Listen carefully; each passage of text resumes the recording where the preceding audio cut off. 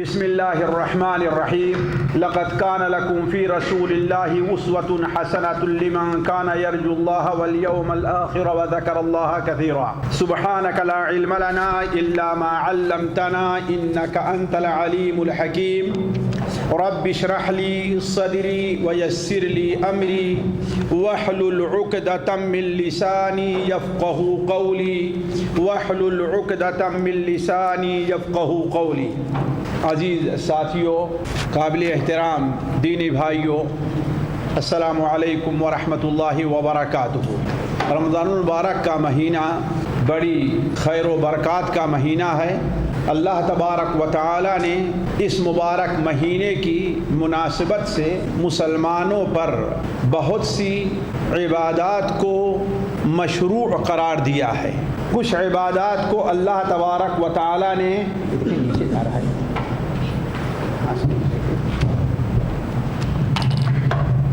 اس مبارک مہینے کی بعض عبادات فرض اور رکن کی حیثیت رکھتی ہیں اور بعض عبادات نفل اور ان کی حیثیت سنت کی ہے۔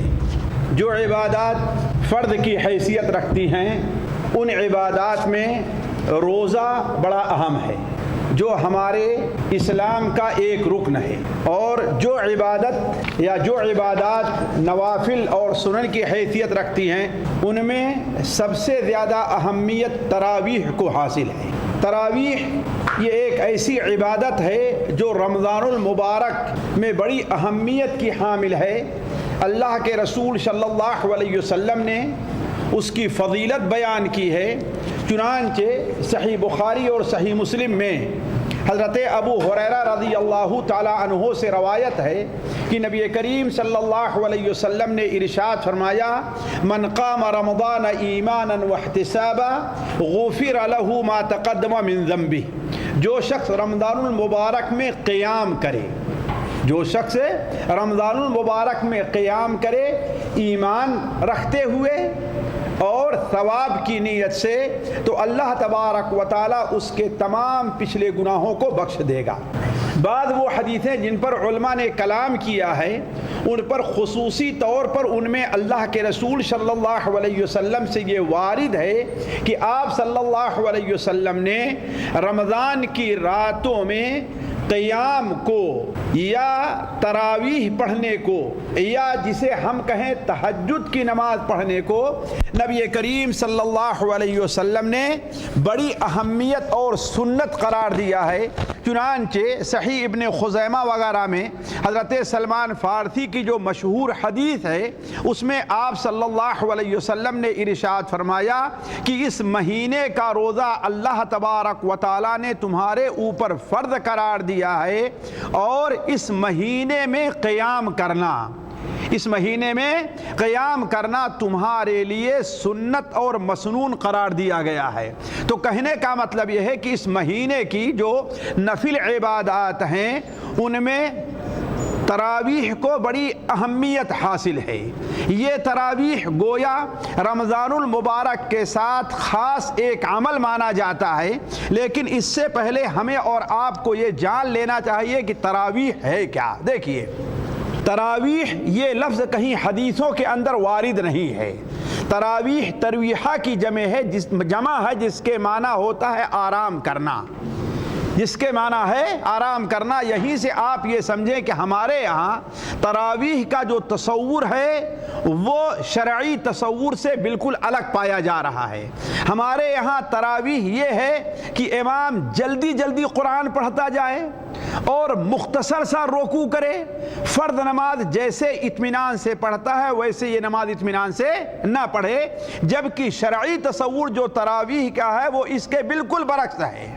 یعنی اگر فرض میں انسان قرات مختصر کرتا ہے تو تراویح میں قرات کو لمبی کرے۔ فرض میں اگر رکوع اور سجدے کو مختصر کرتا ہے تو فرض میں اگر مختصر کرتا ہے تراویح میں کیا کرے، رکوع اور سجدے کو لمبا کرے۔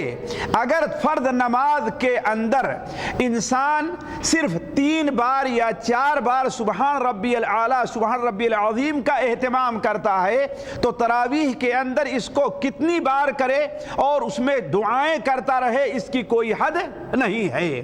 تو تراویح کا جو تصور شرعی طور پر ہے وہ آج ہمارے تصور سے کیا ہے؟ بالکل مختلف ہے۔ آج تو ہمارے یہاں یہ ہے کہ فرض نماز کو بڑے اطمینان سے پڑھا جاتا ہے اور تراویح کو بالکل تیزی کے ساتھ، چاہے قرآن پڑھنا ہے یا رکوع اور سجدہ کرنا ہے یا دوسری چیزیں ہیں۔ بلکہ مضحکہ خیز بات یہ ہے کہ پچھلے سال بعد ایسی ویڈیو دکھائی گئی جن میں 20 رکعت تراویح صرف 7 منٹ اور 5 منٹ کے اندر پڑھ لی گئی ہے۔ 20 رکعت تراویح بعد اسلامی ملکوں میں۔ بلکہ اس سے بھی تعجب کی بات یہ ہے کہ ہمارے ساتھ کام کرنے والے بعض لوگوں نے بتایا کہ تراویح کیسی ہوتی ہے، مثال غیر المغضوب علیہم ولا الضالین والضحیٰ اللہ اکبر واللیل اذا سجی اللہ اکبر۔ گویا ایک آیت، یہ ساتھیوں تراویح نہیں ہے بلکہ یہ تراویح کا مذاق اڑانا ہے۔ نبی کریم صلی اللہ علیہ وسلم کی جو نماز تراویح کی ہوتی تھی، تو میں کہہ رہا تھا تراویح جمع ہے ترویحہ کی۔ ترویحہ کے معنی کیا ہوتا ہے؟ آرام کرنا۔ ترویحہ کے معنی آرام کرنا۔ ہوتا یہ تھا کہ صحابہ کرام اور ان کے بعد کے لوگ جب تراویح کی نماز پڑھتے تھے تو اتنی لمبی نماز پڑھتے تھے، اتنی لمبی نماز پڑھتے تھے کہ بسا اوقات ایک رکعت کے اندر 100 آیتیں پڑھا کرتے تھے۔ تو ظاہر بات 2 رکعت اور 4 رکعت کے بعد لوگ تھک جایا کرتے تھے تو کچھ دیر بیٹھ کر کے آرام کرتے تھے، کچھ دیر بیٹھ کر کے آرام کرتے تھے۔ یہاں سے اس کا نام تراویح پڑ گیا ہے۔ اسی لیے حافظ ابن حجر رحمہ اللہ فتح الباری میں نقل کرتے ہیں سمیت تراویح لأنہم کانوا یتروحون۔ تراویح کو تراویح اس لیے کہا جاتا ہے کہ وہ لوگ ہمارے سلف 2 رکعت یا 4 رکعت پڑھ کر کے کچھ دیر آرام کیا کرتے تھے۔ تو تراویح کا جو آج تصور ہے وہ تراویح کا نہیں بلکہ تراویح کے نام پر کھیل اور مذاق ہو رہا ہے۔ تراویح نہیں پڑھی جا رہی ہے۔ تو کہنے کا مطلب یہ ہے کہ تراویح کو تراویح اس لیے کہتے ہیں، اسی لیے امام ابن رجب حنبلی رحمہ اللہ نے اپنی کتاب لطائف المعارف میں نقل کیا کہ امام اسحاق ابن راہویہ رحمہ اللہ سے کسی نے پوچھا کہ میں تراویح کی 1 رکعت میں کتنی آیتیں پڑھوں؟ تو انہوں نے کہا کہ 50 آیتیں پڑھو۔ کتنا؟ 50 آیتیں پڑھو۔ کہا لوگ اتنا برداشت نہیں کر پائیں گے تو کہا 40 آیتیں پڑھو۔ کہا لوگ یہ بھی نہیں برداشت کر پائیں گے، کہا 30 آیتیں پڑھو، یہاں تک کہ 20 آیت پر آ گئے۔ جو اس آج کل جو مصحف ہے یہاں مصحف مجمع ملک فہد کا، وہ تقریباً 2 یا 3 صفحے ہوں گے، 20 آیتیں 2 یا 3 صفحے ہوں گے، نہ کہ آدھا صفحہ جیسا کہ آج ہمارے ہاں اس طرح رواج بنتا جا رہا ہے۔ تو کہا یہ 20 آیت بھی لوگ نہیں سن سکتے، تو کہا کہہ دو جا کر کے اپنے گھروں میں سو جائیں، تراویح نہ پڑھیں۔ تو گویا تراویح کا تصور یہ رہا ہے کہ قرات کیا ہونی چاہیے؟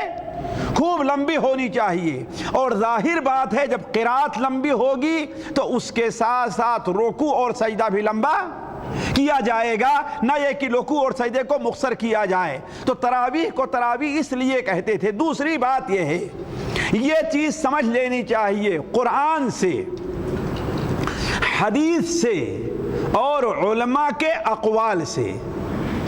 علماء سے مراد میں لے رہا ہوں ائمہ اور اس کے پہلے یعنی صحابہ، تابعین اور تبع تابعین، اس کے بعد ائمہ کرام۔ ان لوگوں کے اقوال سے جو چیز معلوم ہوتی ہے کہ تراویح اور تہجد دونوں الگ الگ چیزیں نہیں ہیں بلکہ ایک چیز ہے۔ تراویح اور تہجد دونوں ایک چیز ہے، الگ الگ چیز نہیں ہے۔ وہی چیز غیر رمضان میں کیا کہلاتی ہے؟ تہجد کہلاتی ہے، اور رمضان میں وہی چیز کیا کہلاتی ہے؟ تراویح کہلاتی ہے۔ اس کی سب سے واضح دلیل یہ ہے کہ صحیح بخاری اور صحیح مسلم اور دیگر کتب حدیث میں حضرت عائشہ رضی اللہ تعالی عنہا سے سوال کیا گیا۔ حضرت ابو سلمہ ابن عبد الرحمن انہوں نے پوچھا کہ اے ماں یہ بتائیے کیف کانت صلاۃ رسول اللہ صلی اللہ علیہ وسلم فی رمضان، نبی کریم صلی اللہ علیہ وسلم کی نماز رمضان میں کیسی ہوتی تھی؟ سوال کیا تھا ساتھیو؟ رمضان کی نماز سے متعلق خاص، اور نماز کی خاص رمضان کیا کہا جاتا ہے اس کو؟ جی تراویح ہے۔ تو رمضان کی نماز کے متعلق پوچھا کیسی ہوتی تھی، تو انہوں نے بتایا کہ خواہ رمضان ہو یا غیر رمضان ہو، خواہ رمضان ہو یا غیر رمضان ہو، اللہ کے رسول صلی اللہ علیہ وسلم 11 رکعات سے زیادہ نہیں پڑھتے تھے۔ تو گویا ساتھیوں تراویح وہی چیز ہے، اسی لیے حدیثوں میں اور صحابہ کے نزدیک اسے قیام رمضان کہا جاتا تھا۔ کیا کہا جاتا تھا؟ قیام رمضان، جیسا کہ آپ نے بیان فرمایا من قام رمضان، جو قیام کرے رمضان میں، یعنی رمضان کی راتوں میں قیام کرتا ہے، تو گویا تہجد ہی ہے، تہجد کی نماز ہی ہے، لیکن اسے رمضان میں چونکہ ذرا سا اور پہلے پڑھ لیا جاتا ہے، اسی لیے اس کو تراویح کہتے ہیں۔ ورنہ کسی بھی حدیث میں ہندوستان کے بہت بڑے عالم، حنفی عالم دارالعلوم دیوبند کے شیخ الحدیث علامہ انور شاہ کشمیری رحمہ اللہ اپنی کتاب العرف الشذی اور فیض الباری کے اندر نقل کرتے ہیں کہ میرے نزدیک تراویح اور تہجد دونوں ایک چیز ہے۔ کیوں؟ اس لیے کہ جتنی نمازوں میں، جتنی رکعتوں میں یا جتنی راتوں میں نبی کریم صلی اللہ علیہ وسلم کا تہجد پڑھنا وارد، تراویح پڑھنا وارد ہے، کہیں بھی یہ وارد نہیں ہے کہ اللہ کے رسول صلی اللہ علیہ وسلم نے تہجد کی نماز الگ سے جا کر کے پڑھی ہو۔ تو علی کل حال یہ بات ذہن میں رہنی چاہیے کہ جو چیز غیر رمضان میں تہجد کہلاتی ہے، وہی چیز رمضان میں کیا ہے؟ تراویح کہلاتی ہے۔ اسی لیے اب آپ ایک سوال کریں گے کہ تہجد تو وہ ہوتا ہے جو رات کے آخر میں پڑھی جاتی ہے نا، سو کر کے اٹھتے ہیں تب پڑھتے ہیں، یہ بات آپ کی صحیح ہے۔ تہجد کا بہتر وقت کیا ہے؟ وہ رات کے 1/3 حصے کے بعد ہے، رات کے 1/3 حصے کے بعد ہے۔ البتہ تہجد کا جو وقت شروع ہوتا ہے، جائز وقت ہے، وہ عشاء کی نماز کے بعد سے شروع ہو جایا کرتا ہے، عشاء کی۔ اسی لیے صحیح مسلم شریف میں حضرت عائشہ رضی اللہ تعالیٰ کی روایت ہے، جب ہشام بن عامر نے آپ سے اللہ کے رسول کے تہجد کے بارے میں سوال کیا تو آپ نے فرمایا فی کل اللیل اوتر رسول اللہ صلی اللہ علیہ وسلم، اللہ کے رسول صلی اللہ علیہ وسلم نے رات کے ہر حصے میں وتر پڑھی ہے، ہر حصے میں۔ ظاہر بات آپ وتر تہجد کے بعد پڑھا کرتے تھے۔ سوال تھا کہ آپ کے رسول صلی اللہ علیہ وسلم وتر کیسے؟ تو آپ نے اللہ کے رسول رات کے ہر حصے میں آپ نے وتر پڑھی ہے۔ تو تہجد کا وقت عشاء کی نماز پڑھنے کے بعد سے شروع ہو جاتا ہے۔ البتہ اس کا بہتر وقت کون سا ہے؟ رات کا آخری حصہ، خاص طور 2/3 حصہ جو گزر جائے۔ آج کل تقریباً جا کر کے 1:30 بجے 2 بجے 2:30 بجے یہی وقت ہوتا ہے سال کے اختلاف سے تہجد کا وقت، تو بہتر وہی وقت ہے۔ چنانچہ اس کی سب سے واضح دلیل حضرت عمر رضی اللہ تعالیٰ عنہ کا وہ قول ہے کہ جب حضرت عمر رضی اللہ تعالیٰ جیسے عبد الرحمن ابن عبد القارئ بیان کرتے ہیں، اور یہ حدیث کی تقریباً تمام کتابوں میں موجود ہے کہ حضرت عمر رضی اللہ تعالیٰ عنہ ایک بار رمضان میں مسجد نبوی کی طرف آئے تو کیا دیکھتے ہیں کہ لوگ الگ الگ ہو کر کے مسجد نبوی میں نماز پڑھ رہے ہیں۔ کوئی 2 آدمی ہیں، کوئی 3 آدمی ہیں، کوئی 4-5 آدمی ہیں، ایک کنارہ اور ایک گوشہ پکڑ کر کے اپنی اپنی نماز پڑھ رہے ہیں۔ تو اللہ کے رسول حضرت عمر رضی اللہ تعالی عنہ نے عبد الرحمن ابن عبد القارئ سے کہا کہ میرا جی چاہتا ہے میرا جی یہ چاہتا ہے کہ میں ان لوگوں کو ایک امام کے پیچھے جمع کر دوں، میں ان لوگوں کو ایک امام کے پیچھے جمع کر دوں۔ چنانچہ حضرت ابن عمر رضی اللہ عنہ نے اس بات کو اپنا فیصلہ، اس بارے میں اپنا فیصلہ مکمل کیا اور ابی بن کعب اور تمیم داری دو بڑے صحابی کو بلایا اور لوگوں کو ان کے پیچھے یعنی ایک امام کے پیچھے تراویح کی نماز پڑھنے کے لیے لوگوں کو متعین کیا۔ تو حضرت عبد الرحمن بن عبد قارئ کہتے ہیں ایک اور دن ہمارے ساتھ نکلے، گویا حضرت عمر رضی اللہ تعالی عنہ رعایا کے حکومت کے کاموں میں مشغول رہا کرتے تھے اور ان لوگوں کے ساتھ تراویح میں شریک نہیں ہوتے تھے۔ تو انہوں نے کہا میرا جی چاہتا ہے کہ لوگوں کو ایک امام کے پیچھے اکٹھا جمع کر دوں، اور جب جمع کر دیا ایک رات کو آئے تو کہا کہ یہ کتنی بہترین بدعت ہے۔ یہی سے بعض لوگوں نے کہا کہ بدعت حسنہ بھی ہوتی ہے، حالانکہ محدثین کہتے ہیں کہ اس سے مراد بدعت لغوی ہے، شرعی نہیں ہے، یا کسی اور مجلس میں کہا۔ لیکن جس رات کے جس حصے میں لوگ سوتے ہیں، رات کے جس حصے میں لوگ سوتے ہیں وہ اس حصے سے بہتر ہے جس حصے میں ابھی یہ لوگ تراویح پڑھ رہے ہیں، ابھی قیام کر رہے ہیں۔ تو گویا حضرت عمر رضی اللہ عنہ کی خواہش تھی کہ لوگ تراویح کی نماز کب پڑھتے؟ رات کے۔ لیکن چونکہ اس میں لوگوں کے لیے پریشانی کا سبب تھا، لوگوں کے لیے مشکل میں پڑھنے کا سبب تھا، اس لیے مسلمانوں کا طریقہ اور سنت یہی چلی آ رہی ہے، مسلمانوں کا طریقہ یہی چلا آ رہا ہے کہ رمضان میں تراویح عشاء کے بعد پڑھی جاتی ہے، رات کے آخر میں نہیں پڑھتے ہیں۔ تو علی کل حال تراویح اور تہجد دونوں ایک چیز ہے۔ اس سلسلے میں ایک بات اور میں واضح کر دوں، جیسا کہ ابھی ہم نے اشارہ کیا ساتھیوں، ہمیں چند چیزیں تراویح سے متعلق اپنے سامنے رکھنا چاہیے۔ پہلی بات تو یہ ہے کہ تراویح کی بڑی فضیلت ہے، اسے چھوڑنا نہیں چاہیے، اسے چھوڑنا نہیں چاہیے، جیسا کہ اللہ کے رسول صلی اللہ علیہ وسلم نے بیان فرمایا کہ جو شخص رمضان المبارک میں قیام کرے گا اور سب ایمان اور احتساب کی نیت سے قیام کرے گا، یعنی تراویح پڑھے گا یا رات کو قیام کرے گا، اللہ تبارک و تعالی اس کے تمام پچھلے گناہوں کو، بلکہ تمام وہ فضیلتیں جو رات کی نماز کی وارد ہیں، سب سے بہتر نفل نماز کون سی نماز ہے؟ فرض کے بعد رات کی نماز ہے۔ تو جتنی فضیلتیں وارد ہیں رات کی نماز کی، وہ تمام فضیلتیں تراویح کے اوپر بھی آ سکتی ہیں۔ لیکن یہاں پر ایک بات ہے جس کے ذکر کا آج خصوصی موقع جس کے لیے مجلس منعقد کی گئی ہے، وہ یہ ہے ساتھیوں کہ تراویح کے بارے میں ہمارے یہاں ایک بڑا اختلاف چلتا ہے کہ آیا تراویح کی رکعت کتنی ہے، کیا پڑھی جائے۔ ہمارے یہاں یہ اختلاف تو لوگ نہیں کرتے کہ تراویح کو کیسے پڑھا جائے، تراویح کو کتنی دیر پڑھا جائے، اس میں کوئی اختلاف نہیں ہوتا، جبکہ اصل یہ چیز ہونی چاہیے۔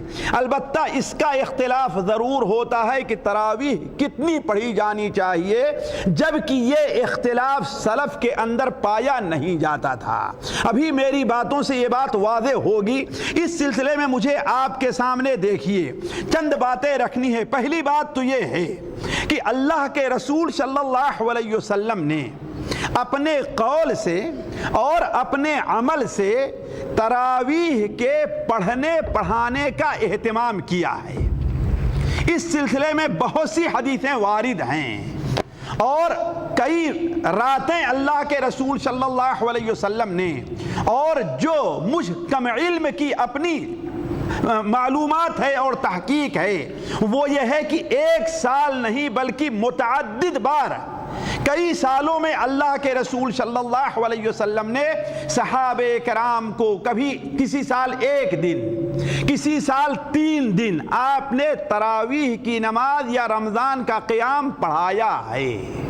اس سلسلے میں متعدد صحابہ، وہ حضرت عائشہ رضی اللہ عنہ کی روایت صحیح بخاری اور مسلم میں، حضرت ابو ذر کی روایت سنن اربعہ کے اندر یعنی سنن ابو داؤد، سنن ترمذی، سنن ابن ماجہ، سنن نسائی کے اندر حضرت انس بن مالک کی روایت صحیح مسلم مسند احمد میں، حضرت نعمان بن بشیر کی روایت صحیح ابن خزیمہ اور سنن نسائی کے اندر، حضرت جابر بن عبداللہ کی روایت صحیح ابن حبان اور صحیح ابن خزیمہ میں مروی ہے، تمام سندیں صحیح ہیں۔ اس میں یہ ہے کہ اس کا خلاصہ یہ ہے کہ اللہ کے رسول صلی اللہ علیہ وسلم، مثال حضرت عائشہ رضی اللہ عنہا کی حدیث ہے، وہ بیان فرماتی ہیں کہ اللہ کے رسول صلی اللہ علیہ وسلم رمضان میں ایک رات مسجد میں نماز پڑھنے کھڑے ہوئے، قیام کرنے کھڑے ہوئے، تو آپ کے پیچھے کھڑے ہو کر کچھ لوگ نماز پڑھنے لگے۔ پھر دوسری رات کو بھی آپ نماز پڑھنے کھڑے ہوئے تو آپ کے پیچھے بھی لوگ نماز پڑھنے کھڑے ہو گئے، اور اس بار کل کے مقابلے میں زیادہ لوگ تھے۔ پھر آنے والی رات تیسری رات تھی یا چوتھی رات تھی، لوگ اتنے جمع ہو گئے کہ مسجد میں جگہ نہیں رہ گئی، تو اللہ کے رسول صلی اللہ علیہ وسلم کے مسجد میں آنے کا لوگ انتظار کرتے رہے، آپ مسجد میں نہیں آئے۔ یہیں پر ایک نقطہ آپ لوگ سمجھ لیں ساتھیوں، ایک نقطہ بعد میں کام آئے گی، یہ بات اگر وقت رہا ہم نے آپ کے سامنے رکھا۔ اللہ کے رسول صلی اللہ علیہ وسلم تراویح کی نماز کو عشاء کے فوراً بعد نہیں پڑھاتے تھے، جیسے آج دستور ہے، یہ ناجائز نہیں ہے، لیکن حدیثوں کی روشنی میں اللہ کے رسول صلی اللہ علیہ وسلم تراویح کی نماز عشاء کے فوراً بعد نہیں پڑھاتے تھے، بلکہ عشاء کے بعد لوگ گئے، کھانا کھائے، یہ کیے، آپ گئے، پھر اس کے بعد مسجد آپ تشریف لے آئے اور لوگوں کو آپ نے نماز پڑھائی۔ تو چوتھی رات لوگ آ کر کے مسجد میں کھڑے انتظار کر رہے ہیں، آدھی رات گزر گئی، دو تہائی رات گزر گئی، یہاں تک کہ پوری رات گزر گئی انتظار میں، لیکن اللہ کے رسول صلی اللہ علیہ وسلم تشریف نہیں لے آئے۔ جب فجر کے لیے آپ آئے تو آپ نے بیان فرمایا کہ لوگوں، تمہارا یہاں پر حاضر ہونا اور جمع ہونا مجھ سے پوشیدہ نہیں تھا، میں سمجھ رہا تھا تم لوگ یہاں پر جمع ہو، لیکن جان بوجھ کر کے میں اس لیے نہیں آیا کہ تمہاری اس حرص کو دیکھ کر کے، اس لالچ کو دیکھ کر کے کہیں تمہارے اوپر تراویح کی نماز فرض نہ قرار دی جائے۔ ایسے ہی حضرت جابر بن عبداللہ کی روایت ہے صحیح ابن خزیمہ وغیرہ میں، وہ بیان فرماتے ہیں کہ اللہ کے رسول صلی اللہ علیہ وسلم ہمیں تراویح کی نماز پڑھائے، دوسرے رات جب ہم لوگ انتظار کر رہے ہیں آپ کی آمد کا تو آپ صلی اللہ علیہ وسلم باہر تشریف نہیں لے آئے۔ اس طریقے سے متعدد حدیثیں، حضرت ابو ذر کی حدیث جو سنن ابو داؤد وغیرہ میں بھی ہے، اس کے اندر بھی ہے کہ آپ نے تراویح کی نماز لوگوں کو پڑھائی، لیکن ایک ڈر سے آپ نے چھوڑ دیا کہ لوگوں کو اتنی رغبت ہے اس نماز سے، بلکہ ابو ذر کی روایت ہے جو سنن ابو داؤد وغیرہ میں ہے کہ پہلی رات اللہ کے رسول صلی اللہ علیہ وسلم ہمیں ایک تہائی رات تک نماز پڑھاتے رہ گئے، دوسری رات کو آدھی رات سے زیادہ نماز پڑھاتے رہ گئے، اور تیسری رات کو آپ صلی اللہ علیہ وسلم نے اتنی دیر نماز پڑھائی کہ ہم کو خطرہ ہوا کہ کہیں سحری کا وقت ہمارا فوت نہ ہو جائے، ہمیں سحری کھانے کا موقع نہ ملے۔ تو ایسا لگتا ہے کہ ایک سال نہیں، متعدد سالوں میں اللہ کے رسول صلی اللہ علیہ وسلم صحابہ کرام کو تراویح کی نماز پڑھاتے تھے، لیکن اس کے لیے کوئی پلاننگ نہیں ہوتی تھی۔ آپ مثال کے طور پر آخری عشرے میں جب اعتکاف کرتے تھے تو کہاں اعتکاف کرتے تھے؟ مسجد ہی میں اعتکاف کرتے تھے۔ آپ نے اعتکاف گاہ سے باہر نکل کر کے آپ پڑھنے لگے، لوگ آپ کے پیچھے کھڑے ہو گئے، آپ نے منع نہیں کیا۔ دوسرے سال بھی آپ نے اعتکاف سے باہر آ کر پڑھنے لگے اور لوگ آپ کے پیچھے کھڑے ہو گئے، لیکن جب دیکھا لوگوں کی رغبت زیادہ ہے تو آپ صلی اللہ علیہ وسلم اکیلے ہی نماز پڑھنا شروع کر دیا، اپنے اعتکاف گاہ میں جہاں اعتکاف کیے ہوئے تھے باہر تشریف نہیں لے آئے۔ اب یہاں پر سوال اٹھتا ہے اور ہر آدمی یہ سوال اٹھائے گا کہ آخر اللہ کے رسول صلی اللہ علیہ وسلم نے کتنی رکعات ان راتوں میں پڑھی ہے؟ لیکن اس سے پہلے ساتھیوں میں آپ کے سامنے ایک بات مقدمہ کے طور پر رکھوں گا جس کو سمجھنا بہت ضروری ہے۔ پہلی چیز یہ ہے کہ دیکھیں اللہ کے رسول صلی اللہ علیہ وسلم نے چند راتیں لوگوں کو تراویح کی نماز پڑھائی یا قیام رمضان کرایا، لیکن اس کے اوپر آپ ہمیشگی آپ نے اختیار نہیں کی، اور یہی معاملہ حضرت ابو بکر کے زمانے میں بھی چلتا رہا۔ لوگ 2 آدمی 4 آدمی 6 آدمی الگ الگ مل کر کے نماز پڑھتے تھے، مسجد نبوی میں جماعت سے پڑھتے تھے، لیکن ایک امام کے پیچھے نہیں پڑھا کرتے تھے، ایک امام کے پیچھے نہیں۔ جس طریقے سے مثال کے طور پر اگر کوئی مدرسے کی زندگی میں رہا ہے تو جانتا ہوگا کہ 2 بچے 4 بچے ایک ہو کر کے اپنا مذاکرہ کرنے لگتے ہیں، 2 4 بچے 6 بچے ادھر ہو کر کے سب الگ الگ متفرق رہا کرتے ہیں، سب ایک استاد کے پاس بیٹھے نہیں رہا کرتے۔ ایسے سارے لوگ 2 آدمی 6 آدمی 4 آدمی اپنی نمازیں پڑھ رہے ہیں، ایک امام کے پیچھے نہیں ہے۔ لیکن حضرت عمر رضی اللہ تعالیٰ عنہ نے ان لوگوں کو ایک امام کے پیچھے جمع کر دیا۔ یہ تو پہلا نقطہ ہے۔ دوسرا نقطہ یہ ہمیں سمجھنا چاہیے کہ آخر اللہ کے رسول صلی اللہ علیہ وسلم اور حضرت عمر رضی اللہ تعالیٰ عنہ نے یا ان کے زمانے میں لوگ کتنی رکعت پڑھا کرتے تھے، کتنی رکعت پڑھا کرتے تھے۔ تیسری بات یہ ہونی چاہیے کہ آیا جتنی رکعتیں اللہ کے رسول سے ثابت ہیں اور جتنی رکعتیں حضرت عمر سے ثابت ہیں، کیا اس میں کمی اور زیادتی ہو سکتی ہے یا کمی اور زیادتی نہیں ہو سکتی؟ یہ نقطہ بھی بڑا اہم ہے، اس پر غور نہ کرنے کی وجہ سے بہت سے لوگوں کے قدم بھٹکے ہیں۔ اور تیسری بات جو یہ کہنی ہے ساتھیوں کہ ہمارے یہاں عموماً جن لوگوں نے بھی اس موضوع سے متعلق گفتگو کی ہے، سارے لوگ نہیں، نعوذ باللہ من ذالک، یا آج جو گفتگو کرتے ہیں وہ لوگ بسا اوقات بعض بڑی اہم غلطیاں کر جاتے ہیں۔ مثال کے طور پر ایک غلطی تو لوگ یہ کرتے ہیں کہ جو حدیثیں ضعیف ہیں وہ بیان کرتے ہیں لیکن اس کے ضعف کو واضح نہیں کرتے۔ اب آپ کہیں گے کہ یہ کیا معنی ہے؟ دیکھیے، اللہ کے رسول صلی اللہ علیہ وسلم کی حدیثیں جو ہیں وہ جن راویوں کے ذریعے ان مؤلفین تک پہنچی ہیں جنہوں نے کتابیں لکھی ہیں، جیسے امام مالک رحمہ اللہ ہیں، انہوں نے جو موطا امام مالک جو حدیث کی سب سے پہلی کتاب مانی جاتی ہے وہ جو لکھی ہے کیسے لکھی ہے؟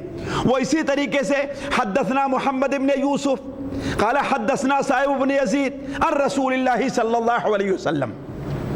تو یہ درمیان میں جو لوگوں کا واسطہ ہوتا ہے، مثال کے طور ہم سے محمد ابن یوسف نے بیان کیا اور محمد ابن یوسف کہتے ہیں ہم سے صاحب ابن یزید نے بیان کیا، اور صاحب ابن یزید صحابی ہیں کہتے ہیں ہم سے اللہ کے رسول نے بیان کیا ہے۔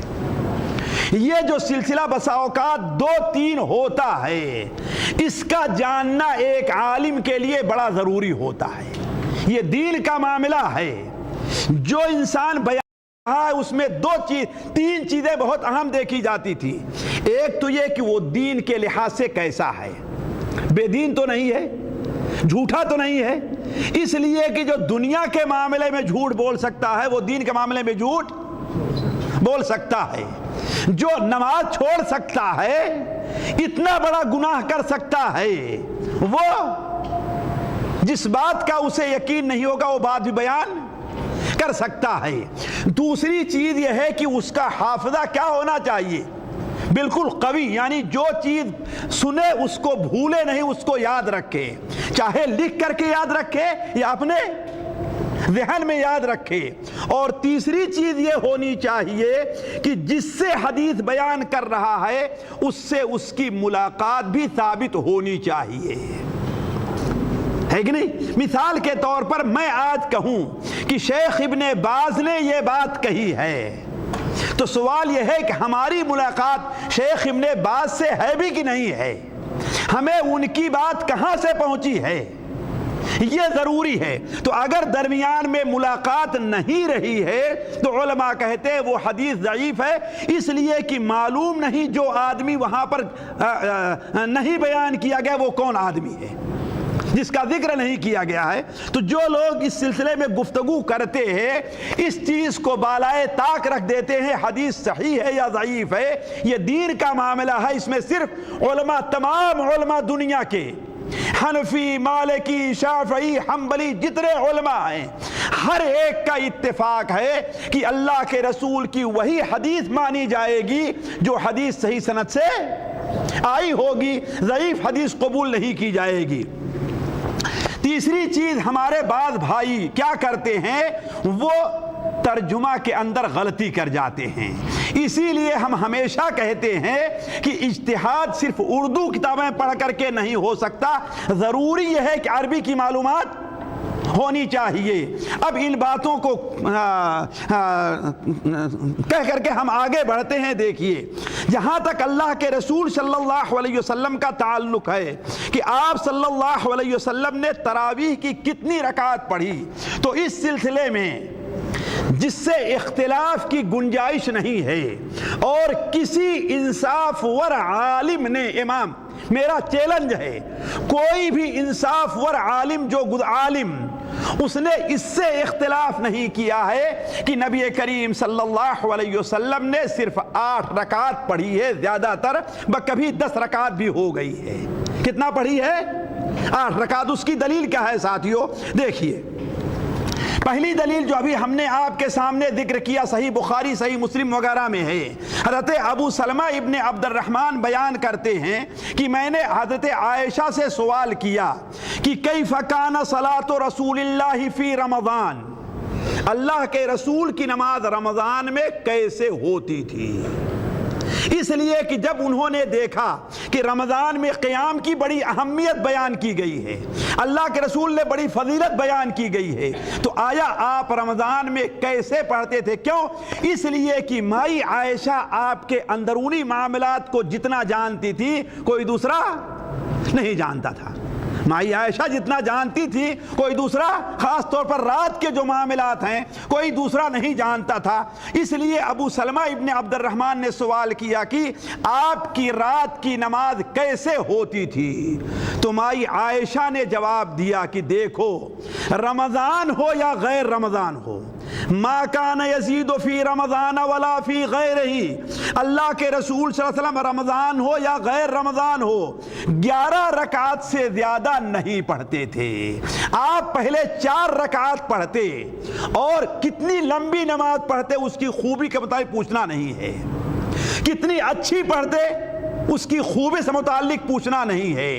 پھر کچھ دیر کے لیے آپ آرام کرتے اور سو جاتے، پھر اٹھتے اور 4 رکعت پڑھتے، اس کی لمبائی اور اس کی خوبی کے بارے میں پوچھنا نہیں ہے، یعنی قرات بھی لمبی ہوتی، رکوع بھی لمبا ہوتا، سجدہ بھی لمبا ہوتا، تشہد بھی لمبا ہوتا، بلکہ ساتھیوں آپ صلی اللہ علیہ وسلم کی نماز اتنی لمبی ہوتی تھی کہ آپ جب آخری عمر تھی آپ کی تو آپ زیادہ تر نماز بیٹھ کر کے پڑھا کرتے تھے۔ جب 50 آیتیں پڑھنی رہ جایا کرتی تھی، کتنی؟ 50 آیتیں، تب آپ کھڑے ہو جایا کرتے تھے۔ تو آپ اندازہ لگائیں جب کھڑے ہو کر کے 50 آیتیں پڑھ رہے ہیں تو بیٹھ کر کے کتنی آیتیں پڑھتے ہوں گے آپ ذرا سوچیں۔ تو سوال یہ ہے کہ اس آیت میں مائی عائشہ رضی اللہ عنہا سوال کیا ہوا تھا؟ رمضان کی نماز۔ ہمارے بہت سے بھائی کہتے ہیں، اور خاص طور پر ہندوستان اور پاکستان کے کیا کہتے ہیں کہ اس سے مراد تہجد ہے، تراویح نہیں ہے، اس لیے کہ تراویح رمضان کی نماز ہے، اس میں تو یہ کہا گیا رمضان اور غیر رمضان میں، اور وہ تہجد ہوتا ہے۔ تو جیسا کہ ہم نے پہلے کہا، اس پر اختلاف کی کوئی دلیل نہیں ہے، دونوں نمازیں ایک ہیں۔ دوسری بات، حضرت عائشہ سے سوال کس کے بارے میں ہوا تھا؟ تراویح کے بارے میں، تہجد کے بارے میں، خاص تراویح کی نماز کے بارے میں۔ کیف کانت صلاۃ رسول اللہ فی رمضان، اللہ کے رسول کی نماز رمضان میں کیسے ہوتی تھی؟ تو گویا سوال کیا تھا؟ خاص رمضان کی نماز سے متعلق۔ تو آپ نے فرمایا رمضان میں آپ رکعت میں زیادہ نہیں کرتے تھے، آپ جتنی رمضان میں پڑھتے تھے اتنا غیر رمضان میں پڑھا کرتے تھے۔ تیسری وجہ یہ ہے کہ جتنے علماء نے اس حدیث کو نقل کیا ہے، جتنے علماء نے، ان علماء نے اس حدیث کو قیام رمضان یعنی تراویح کے بیان ہی میں نقل کیا ہے۔ جیسے امام بخاری رحمہ اللہ ہیں، باب باتیں کتاب التراویح، پھر باب و قیام رمضان اور اس حدیث کو ذکر کرتے ہیں۔ گویا امام بخاری بھی سے کیا سمجھ رہے ہیں؟ تراویح، حتیٰ کہ امام ابو حنیفہ رحمہ اللہ کے شاگرد امام محمد رحمہ اللہ اپنی کتاب موطا امام محمد میں تراویح کے بیان میں اسی ایک حدیث کو ذکر کرتے ہیں، اسی حدیث کو۔ تو گویا علماء کا اس پر اتفاق ہے، جیسے امام زیرعی حنفی ہیں، علامہ عینی رحمہ اللہ اپنی کتاب عمدۃ القاری میں یہ تمام لوگ اس حدیث سے تراویح ہی مراد لیتے ہیں، کوئی اس سے تہجد مراد نہیں لیتا۔ دوسری دلیل یہ ہے ساتھیو، صحیح ابن خزیمہ میں، صحیح ابن حبان میں، امام طبرانی کی صغیر میں، امام ابو یعلا اپنی مسند میں حسن سند سے حضرت جابر ابن عبداللہ سے نقل کرتے ہیں کہ اللہ کے رسول صلی اللہ علیہ وسلم نے ہمیں رمضان میں 8 رکعت اور وتر پڑھائی۔ کیا پڑھایا؟ 8 رکعت اور وتر۔ اسی لیے اگر اس دنیا میں ابھی کسی کو علماء حافظ کہتے ہیں کہ حافظ نے یہ بات کہی، تو اس سے مراد حافظ ابن حجر رحمہ اللہ ہوا کرتے ہیں۔ وہ اپنی کتاب فتح الباری میں نقل کرتے ہیں کہ ان راتوں میں اللہ کے رسول نے جتنی نماز پڑھائی تھی، جابر ابن عبداللہ کی روایت میں ہے کہ وہ کتنی تھی، وہ 8 رکعت اور وتر پڑھائی تھی۔ تیسری دلیل یہ ہے، مسند ابو یعلا میں اور طبرانی اوسط میں حضرت جابر ابن عبداللہ سے مروی ہے کہ حضرت ابی ابن کعب رضی اللہ تعالیٰ عنہ نبی کریم صلی اللہ علیہ وسلم خدمت میں آئے، کہا اے اللہ کے رسول صلی اللہ علیہ وسلم، آج رات عجیب معاملہ پیش آیا ہے۔ آپ نے پوچھا وہ کیا ہے؟ انہوں نے کہا کہ اے اللہ کے رسول صلی اللہ علیہ وسلم، میرے پاس میرے محلے کی کچھ عورتیں آئیں، یہ رمضان کا واقعہ ہے، کچھ عورتیں آئیں اور کہا آپ جانتے ہیں کہ ہمیں قرآن خاص پڑھنا نہیں آتا، اس لیے کہ اس وقت الم تری کیفہ سے تراویح پڑھنے کی بدعت رائج نہیں تھی، جیسے آج ہے کہ الم تری کیفہ سے تراویح پڑھی جاتی ہے، یہ بدعت رائج نہیں تھی۔ اس وقت تراویح میں لمبی قرات ہوا کرتی تھی، بلکہ جو حافظ نہیں رہا کرتا تھا وہ مصحف کو دیکھ کر کے پڑھتا تھا۔ وہ قرآن کو صحیح بخاری میں امام بخاری رحمہ اللہ معلقاً نقل کرتے ہیں اور حافظ حجر اس کی سند کو صحیح قرار دیتے ہیں کہ حضرت عائشہ کے غلام ذکوان حضرت عائشہ کی رمضان میں امامت کرتے تھے اور قرآن کو دیکھ کر کے پڑھا کرتے تھے۔ تو اس زمانے میں یہ نہیں تھا کہ ہاں بھائی چلو جتنی مختصر قرات کر لو اور تراویح پڑھ لو۔ تو ان عورتوں نے کہا کہ ایسا کیجئے کہ ہمیں قرآن زیادہ پڑھنا نہیں آتا، آپ قرآن کے حافظ ہیں، ہمیں چلیے تراویح پڑھا دیجئے۔ تو حضرت ابی ابن کعب کہتے ہیں میں نے انہیں 8 رکعت اور وتر پڑھایا، آپ صلی اللہ علیہ وسلم خاموش ہو گئے، گویا اگر یہ چیز ناجائز ہوتی یا کم ہوتی تو آپ منع کرتے نا۔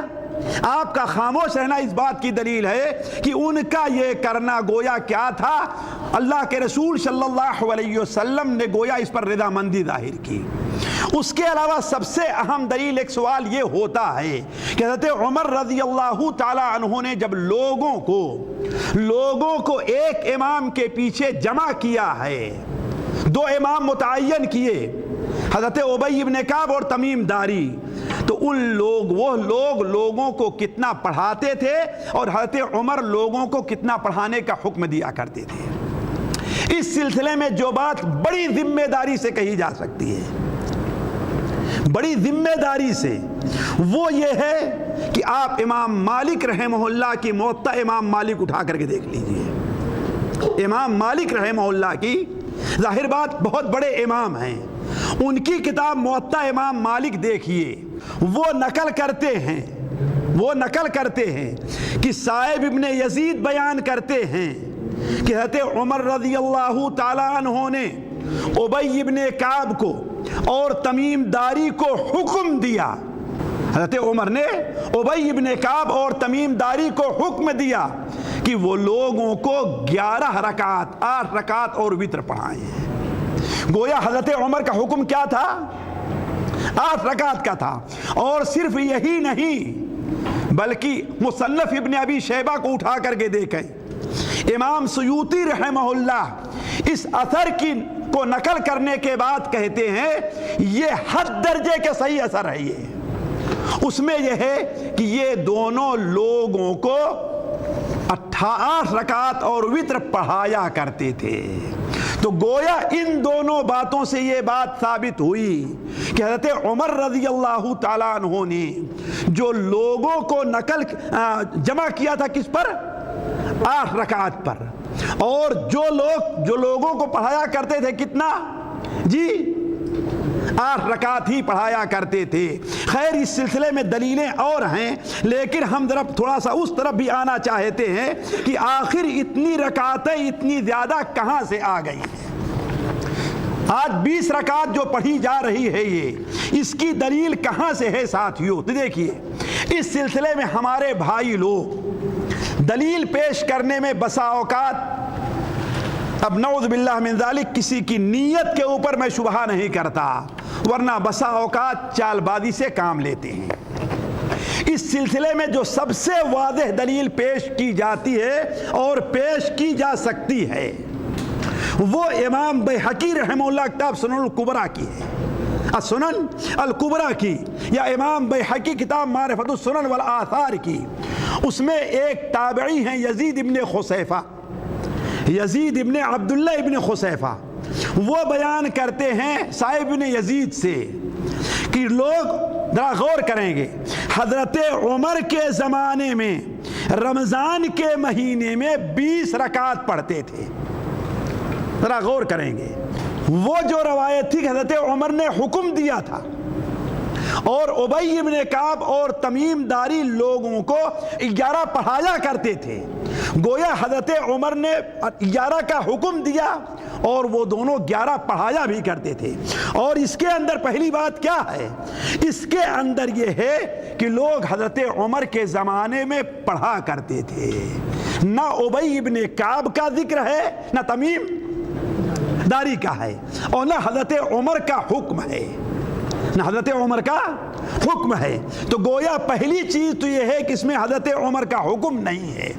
دوسری بات یہ ہے کہ یہ حدیث اس کی صحت محل نظر ہے۔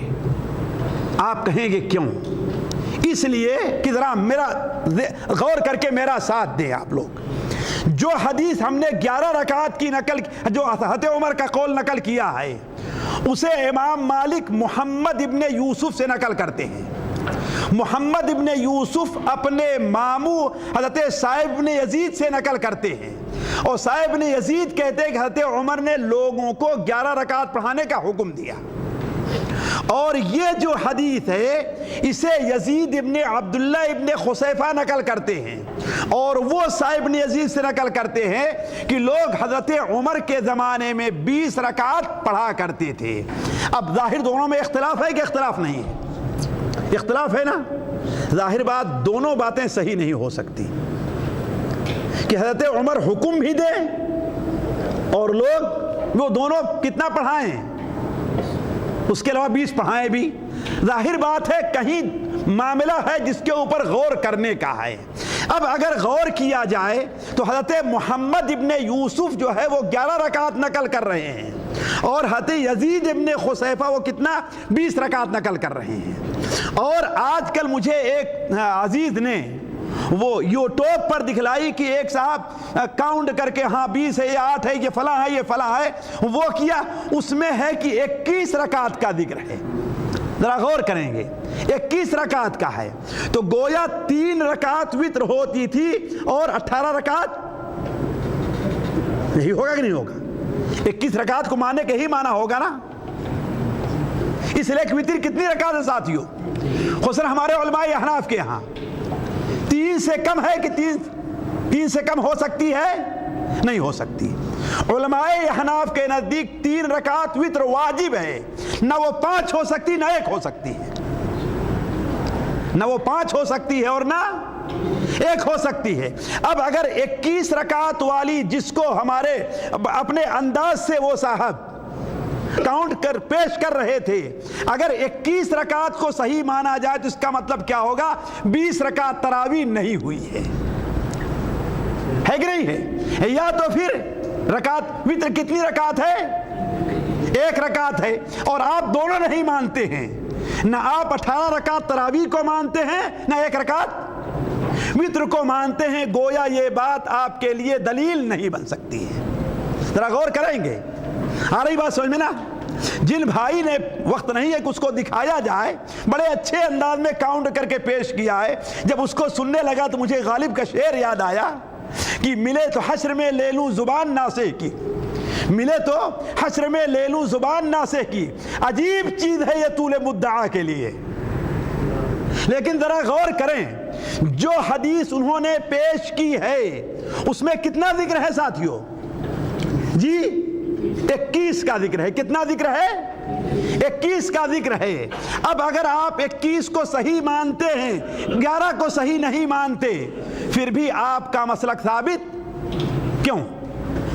इसलिए कि या तो आप ये माना कि 1 रकात वित्र पढ़ी है और 20 रकात तरावी पढ़ी है, और आप ये मानने के लिए तैयार क्यों? कहते हैं अगर कोई आदमी 1 रकात वित्र पढ़ता है तो उसकी वित्र नहीं होगी, और वित्र वाजिब है। कितना वाजिब है? 3 रकात वित्र है, और अगर 3 रकात वित्र मानते हैं, तरावी कितनी होगी जी? 18 रकात होगी। और आप तरावी 20 रकात को क्या मानते हैं? सुन्नत मुअक्कदा मानते हैं कि उससे कम करना जायज है ही नहीं। आ रही बात समझ में ना? तो कहने का मतलब हमारे बहुत से भाई इस किस्म की चीजें पेश करते हैं। तो मैं यहां पर आ रहा था कि मोहम्मद इब्ने कैस हैं, और दूसरे कौन हैं? यजीद इब्ने अब्दुल्ला इब्ने खुसैफा हैं। मोहम्मद इब्ने कैस जो हैं वो 11 रकात नकल करते हैं, और यजीद इब्ने खुसैफा, मोहम्मद इब्ने यूसुफ, नऊज़ुबिल्लाह मिन ज़ालिक, मोहम्मद इब्ने यूसुफ और यजीद इब्ने खुसैफा कितना? 21 रकात या 20 नकल करते हैं। अब ये देखा जाए कि दोनों रावियों में कौन ज़्यादा काबिल एतमाद होगा, कौन ज़्यादा काबिल? इसलिए कि उलमा कहते हैं अगर 2 हदीसों में तारुद हो तो देखा जाएगा कि दोनों के रावी एक पाए के हैं या दोनों में कुछ इख्तिलाफ है। तो जो आदमी कम दर्जे का होगा उसकी रवायत शाज़ यानी ज़ईफ होगी, और जो ज़्यादा पाए का होगा उसकी रवायत क्या होगी? सही मानी जाएगी, महफूज मानी जाएगी। अब आप दूर ना जाइए, सिर्फ एक किताब उठा करके देख लीजिए, हाफिज़ इब्न हजर रहमहुल्लाह की तक़रीबुत तहज़ीब। तक़रीब में मोहम्मद इब्न यूसुफ के बारे में लिखते हैं सिक़तुन सबतुन, यानी बहुत ज्यादा काबिल एतमाद है। क्या है? बहुत ज्यादा काबिल एतमाद है। और यजीद इब्न खुसैफा के बारे में लिखते हैं काबिल एतमाद हैं। सिक़तुन क्या लिखा है? सिक़तुन, दोनों में फर्क है ना? बहुत ज्यादा काबिल एतमाद और काबिल एतमाद। और मोहम्मद इब्न यूसुफ के ऊपर किसी भी मुहद्दिस ने कलाम नहीं किया है। और यजीद इब्न खुसैफा को अहमद इब्न हंबल रहमहुल्लाह मुनकरुल हदीस जिक्र किया है कि इनकी हदीसों में बाद ऐसी चीज़ें आ जाया करती थीं जो मुनकर होती थी, काबिल कबूल नहीं हुआ करती थी। इसलिए भी मोहम्मद इब्न यूसुफ की रवायत ज़्यादा काबिल कबूल होगी किसके मुकाबिल में? हते यजीद ने। तीसरी बात, मैं उस क्लिप का जवाब देने के लिए इशारा करूंगा जो मुझे सुनाई गई है, उसमें यह है कि जब इस्माइल इब्न उलैया ने मोहम्मद इब्न यूसुफ से सुना कि हज़रत साहिब ने यजीद ने बयान किया कि हज़रत उमर ने लोगों को 11 रकात पढ़ने का हुक्म दिया, तो उन्होंने कहा 11 की 21, कहा मुझे तो 11 ही है, अलबत्ता साहिब इब्न यजीद इब्न खुसैफा का ख्याल है। क्या है? वो कहते हैं कि मेरा ख्याल है। क्या है? मेरा ख्याल है कि 21 रकात पढ़ने का हुक्म दिया। जरा गौर करें आप, मेरा ख्याल है क्या मतलब? गोया खुद उनको भी यकीन نہیں تھا. اور اس کو لے کر کے بعض لوگ اس قدر آگے بڑھ گئے کہ گویا اب ہم نے ایسی دلیل پالی ہے کہ 8 رکعت کی کوئی اہمیت ہے ہی نہیں. تیسری بات ساتھیوں، میں آگے بڑھنے سے پہلے ایک بات کہہ دوں، حالانکہ وقت نہیں رہ گیا. ایک بات پر آپ غور کریں. امام ابو حنیفہ رحمہ اللہ کے شاگرد امام محمد رحمہ اللہ ہیں. انہوں نے ایک کتاب لکھی ہے موطا امام محمد. کہاں یہ ہے؟ کیا کتاب لکھی ہے؟ موطا امام محمد. کس کی ہے؟ امام ابو حنیفہ کے شاگرد. بلکہ کہا جاتا ہے کہ فقہ حنفی کی 3 اچکنیاں ہیں. اچکنی جانتے ہیں نا؟ کوئی دیہاتی ہوگا تو جانے گا. جب ہانڈی رکھتے تھے تو اس کے نیچے 3 پتھر رکھتے تھے چولہے کے اوپر، اس لیے کہ چولہے پر ہانڈی جمی رہے گی تو ہوا پاس نہیں ہوگی، آگ زیادہ اچھی نہیں جلے گی. تو 3 پتھر رکھا کرتے تھے، ہے کہ نہیں ہے؟ اس طریقے سے تاکہ ہانڈی ذرا اوپر رہے، ادھر سے ہوا پاس ہو تو آگ جلے. تو اسے اچکنی کہا کرتے تھے، ہے نا؟ تو امام محمد رحمہ اللہ، امام ابو یوسف اور امام ابو حنیفہ رحمہ اللہ، یہ تینوں فقہ حنفی کے ثلاثۃ الاصافی ہیں، یعنی 3 اچکنیاں ہیں. تو امام محمد رحمہ اللہ اپنی کتاب موطا امام محمد میں باب باندھتے ہیں، باب قیام شہر رمضان وما فیہ من الفضل. رمضان المبارک میں قیام کا بیان اور اس کی کیا فضیلت وارد ہے. گویا کس کا بیان ہو رہا ہے؟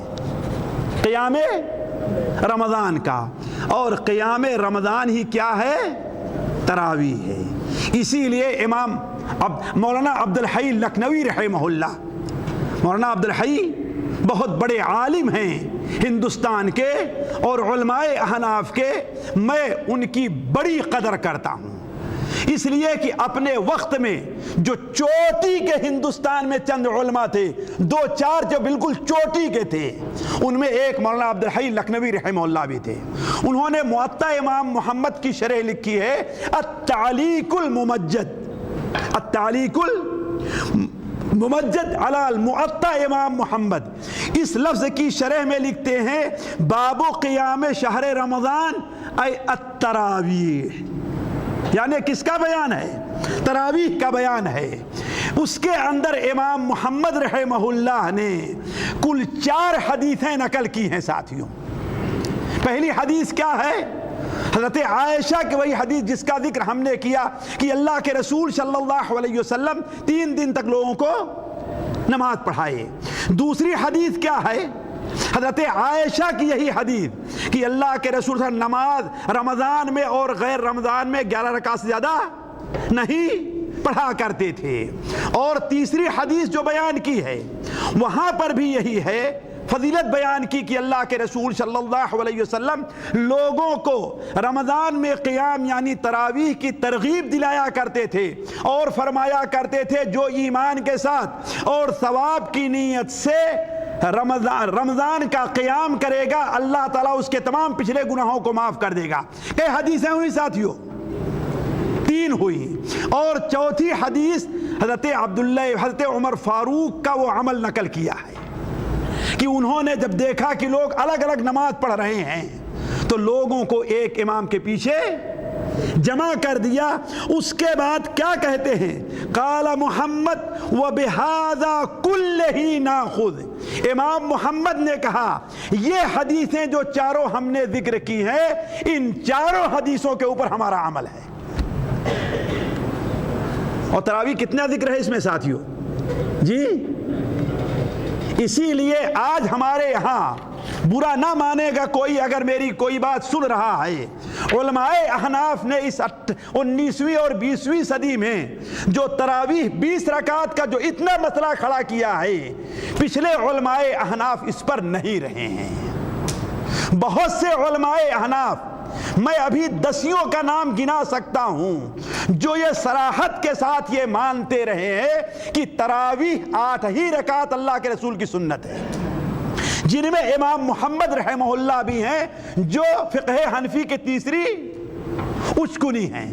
اس لیے کہ انہوں نے اپنی کتاب میں صرف 8 رکعت تراویح کی روایت نقل کی ہے، 20 رکعت کی کوئی روایت نقل نہیں کی ہے امام ذیلعی ہیں، ملا علی قاری ہیں، امام علامہ عینی رحمہ اللہ ہیں، اور متاخرین میں علامہ انور شاہ کشمیری رحمہ اللہ وغیرہ ہیں۔ یہ سارے کے سارے لوگ یہ مانتے ہیں کہ تراویح کی نماز اللہ کے رسول سے کتنی ثابت ہے؟ 8 رکعت ہی ثابت نہیں ہے۔ اب جو ہے میں ایک اور حدیث کے اوپر ذرا تھوڑی سی روشنی ڈال دوں جو عام طور پر بیان کی جاتی ہے، اور ایک بڑے مفتی صاحب نے اپنی ایک کلپ کے اندر اسے بیان کیا اور اس کو لے کر کے یہ ثابت کرنا چاہا کہ حضرت عمر رضی اللہ تعالیٰ عنہ نے لوگوں کو 20 رکعت کا حکم دیا تھا۔ وہ کیا ہے؟ موطا امام مالک میں اور امام بیہقی کی سنن کبریٰ میں یزید ابن رومان سے۔ یزید ابن رومان یہ چھوٹے تابعی ہیں جن کی ملاقات کہیں ایکاد صحابہ سے ہوئی ہے، اور ان کا انتقال 130 ہجری میں ہے۔ کتنا؟ 130 ہجری۔ وہ بیان کرتے ہیں کہ لوگ حضرت عمر کے زمانے میں رمضان میں 23 رکعت پڑھا کرتے تھے، ہے نا؟ لیکن ذرا غور کریں، یزید ابن رومان کب انتقال ہوا ہے ان کا؟ 100، اور حضرت عمر کی شہادت کب ہوئی ہے؟ جی 23-24 ہے نا؟ ہے کہ نہیں ہے؟ گویا حضرت عمر کی شہادت کے 106 سال کے بعد ان کا انتقال ہو رہا ہے۔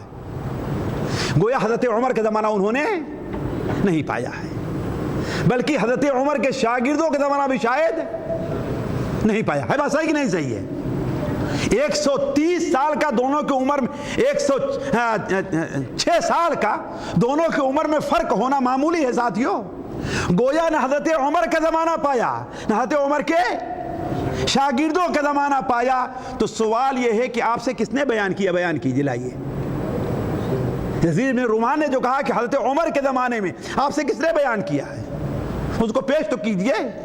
یہ دین کا معاملہ ہے، حرام حلال کا معاملہ ہے۔ یہاں امیدوں پر باتیں نہیں کھڑی ہوئی ہیں، احتمالات پر بنیاد نہیں کھڑی ہوئی ہے۔ کس پر ہے؟ ٹھوس دلیل کی بنیاد کے اوپر ہے۔ اسی لیے امام نووی رحمہ اللہ نے، امام ذیلعی حنفی رحمہ اللہ نے، علامہ عینی حنفی رحمہ اللہ نے کہا کہ یہ اثر مرسل ہے، منقطع ہے۔ اللہ حضرت عمر کے سے زندگی میں وہ حضرت یزید بن رومان نے ان کا زمانہ نہیں پایا ہے۔ بعض لوگوں نے کہا کہ وہ اتنے لوگوں سے سنے ہوئے تھے کہ اب ان کا نام بیان کرنے کی ضرورت ہی نہیں تھی۔ یہ بچکانہ بات ہے، کسی عالم نے آج تک دنیا میں یہ بات نہیں کہی ہے۔ یہ تمناؤں میں جو لوگ الجھائے گئے ہیں، جو امیدوں پر اپنی بنیادیں کھڑی کیے ہوئے، وہ یہ بات کہیں گے، لیکن کوئی عالم یہ بات کہنے کے لیے تیار نہیں ہوگا۔ کیوں؟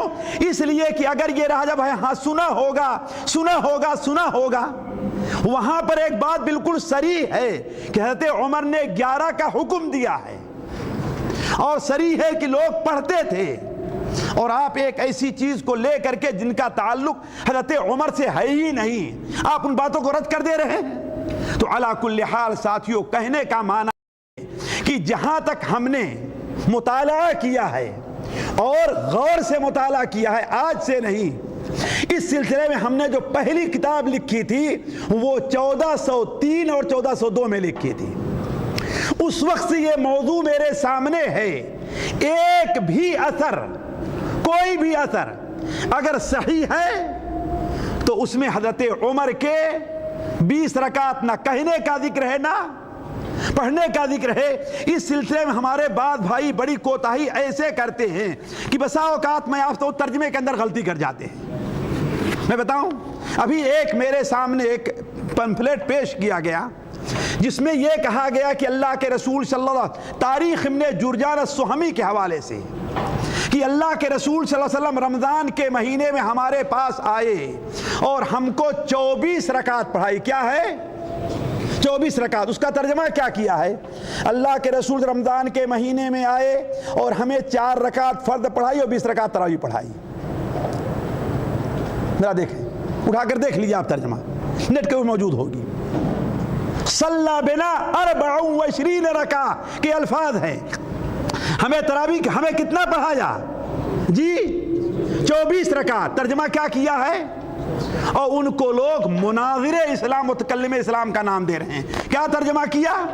کہ ہمیں 4 رکعت فرض پڑھائی اور آپ پہلے کہیے کہ 24 رکعت پڑھائی, پھر اس کے بعد آپ تعبیر کریں کہ ہو سکتا ہے کہ 4 رکعت کیا رہا ہو سکتا. یہ بات کہیں چلو کسی تک قبول ہو سکتی تھی, لیکن آپ ترجمہ کیا کریں کہ 4 رکعت فرض پڑھائی اور 20 رکعت, یہ کہاں سے ہے؟ تو آج تک کوئی, جبکہ یہ حدیث بھی سخت ضعیف ہے.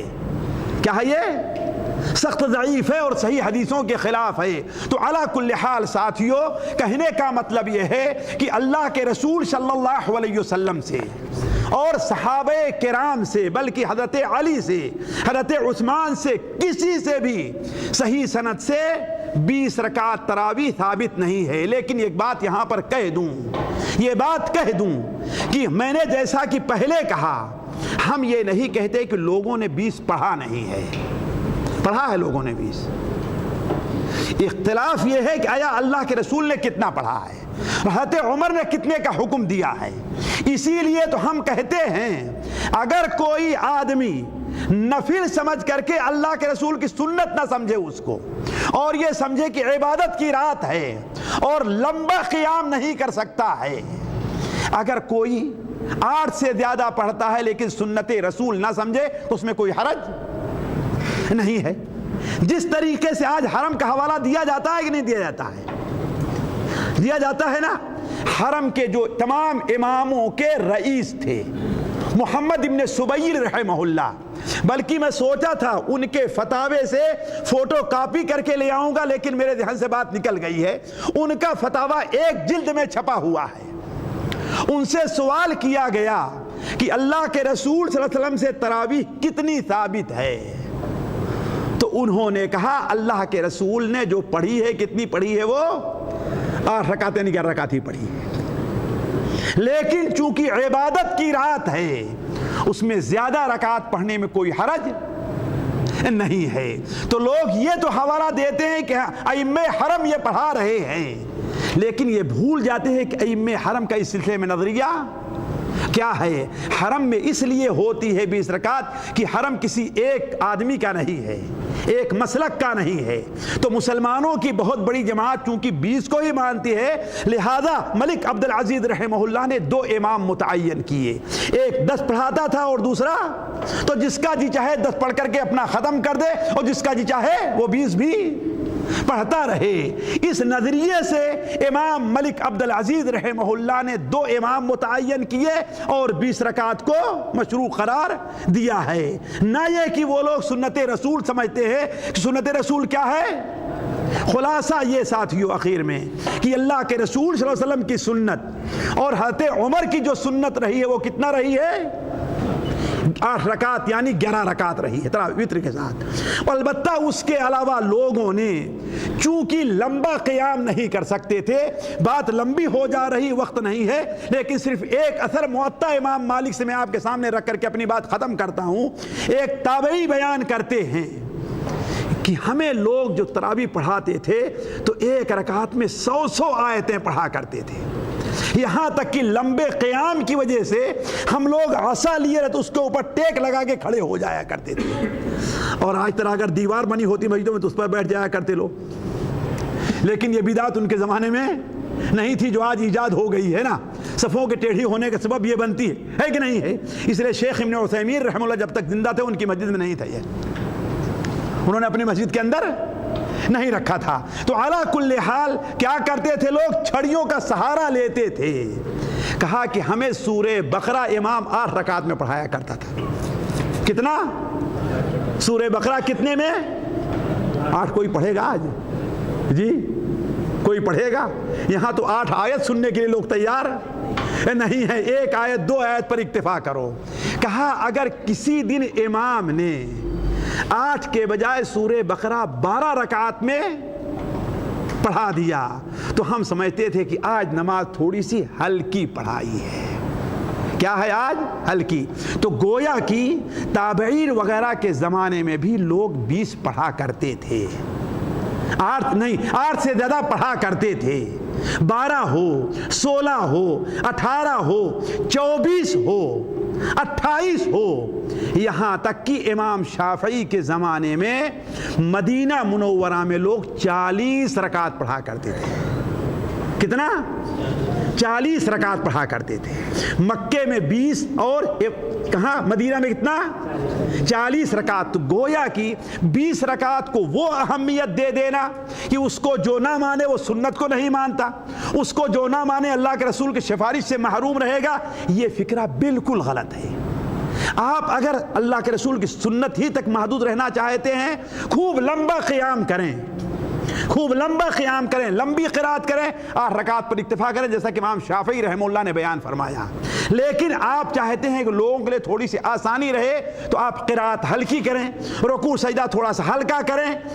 11 رکعت یا 8 رکعت اللہ کے رسول کی سنت کی نیت سے پڑھیں اور باقی نفل کی نیت سے آپ پڑھیں. یہ کوئی عالم اس کو منع نہیں کرتا. بعض علماء ہمارے جو اس طرف گئے ہیں وہ ان کا شذوذ ہے، عموماً علماء اس طرف نہیں گئے ہیں. اللہ تبارک و تعالیٰ سے دعا ہے کہ اللہ تبارک و تعالیٰ ہمیں اور آپ کو اللہ کے رسول کی سنت کی پیروی کی توفیق عطا فرمائے. اللہ تعالیٰ ہمیں اور آپ کو نبی کریم صلی اللہ علیہ وسلم کی سنت سے محبت کرنے اور اس کے اوپر عمل کرنے کی توفیق عطا فرمائے. اللہ تعالیٰ ہمارا اور آپ کے یہاں پر جمع ہونا قبول فرمائے. یہاں جمع ہونے کی برکت سے اللہ تعالیٰ ہمارے اور آپ کے دلوں میں حق کو ڈال دے اور حق کی محبت کو ڈال دے. اللہ تبارک و تعالیٰ ہم جہاں کہیں بھی رہیں ہمیں آپ کو حق کا متلاشی بنائے. سبحانک اللہم و بحمدک اشہد ان لا الہ الا انت استغفرک و اتوب الیک. اس درس سے آپ خود بھی مستفید ہوں اور اپنے دوستوں کے ساتھ بھی شیئر کریں. ممکن ہے آپ کے شیئر سے کسی کی اصلاح ہو جائے اور آپ کے لیے صدقہ جاریہ بن جائے. واٹس ایپ پر اسلامک میسیج حاصل کرنے کے لیے آپ درج ذیل نمبر پر رابطہ کریں. یعقوب عزیز 009665089599707. السلام علیکم ورحمۃ اللہ وبرکاتہ.